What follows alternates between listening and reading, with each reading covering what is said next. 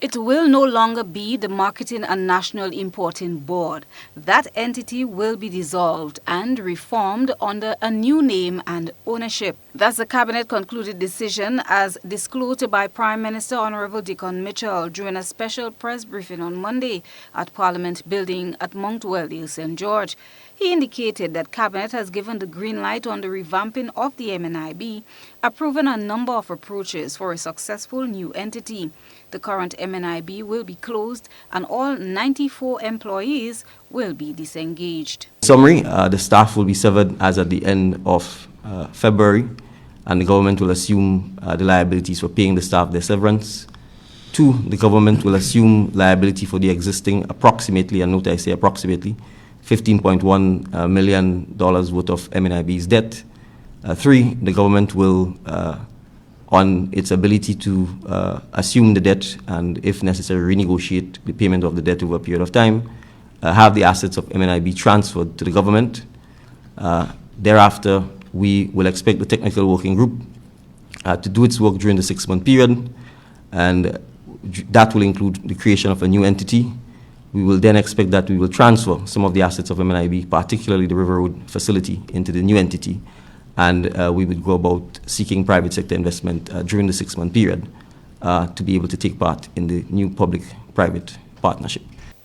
The PM also explained that between February and September, government will take a 2-pronged approach towards reforming the MNIB.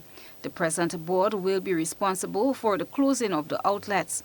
As part of this transformation, the Prime Minister mentioned the appointment of a technical board to assist with the formation of a new entity under a public-private partnership.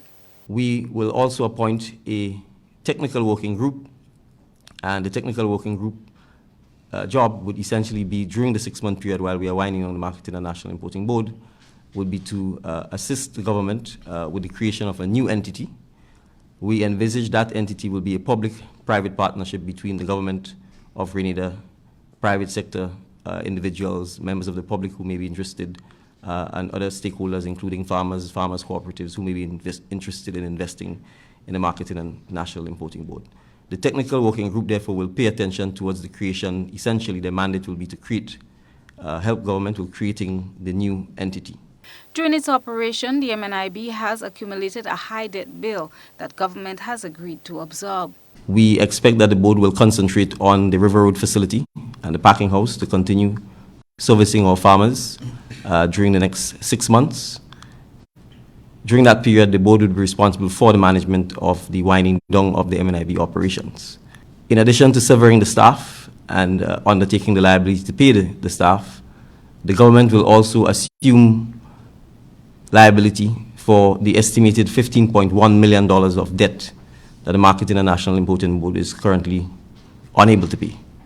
To that end, the Ministry of Finance will lead the negotiations with the third parties, including the banks and other third parties that Marketing Board is owing. The Prime Minister says preference will be given to employees who are severed to be rehired once they meet the criteria. Farmers who have produce can still sell to the MNIB, however, at their own risk, meaning once the MNIB can afford to pay them, they can proceed to do business. Christelina John, GBN News.